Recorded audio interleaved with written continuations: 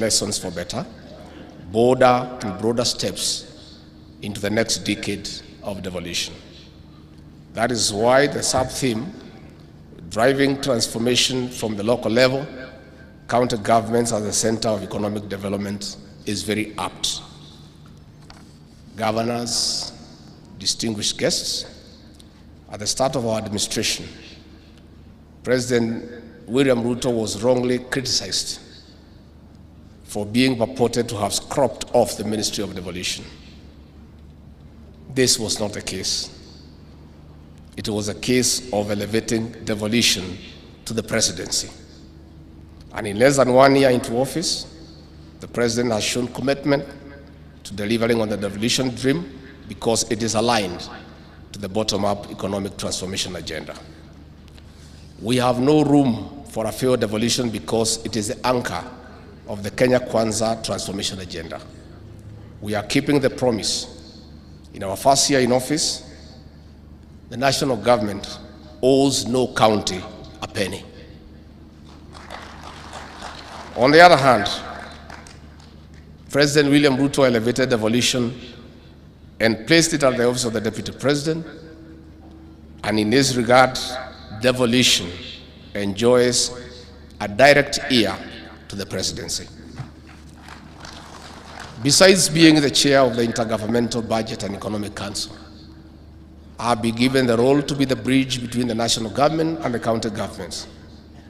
In short, I am the representative of the devolved units at the decision-making table of the executive.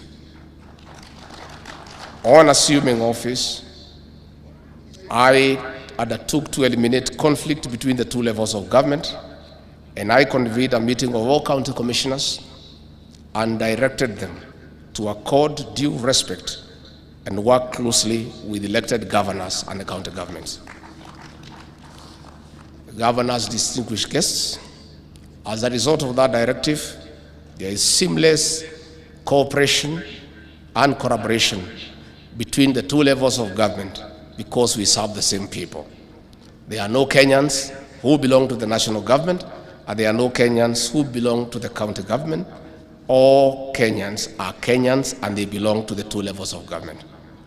I have repeatedly cautioned the county commissioners and the security commanders that they must respect elected leaders and they must find a way to work with elected leaders.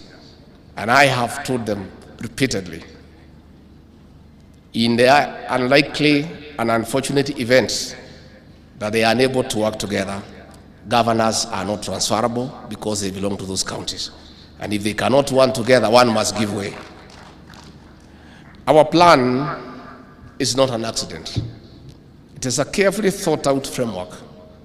It is a vehicle carrying the aspirations of counties, inspiring the economy of the grassroots.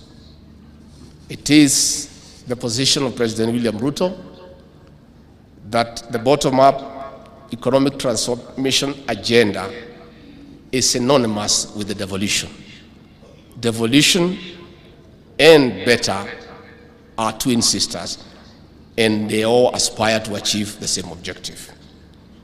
That is why collaboration and partnership, despite the distinct nature of the mandates of the national and county governments, are key. We are here to cultivate and oil our mutual working relations for seamless service delivery. The conversation of this conference, therefore, has established that devolution is not a competition, but rather a working in a complementary manner for the benefit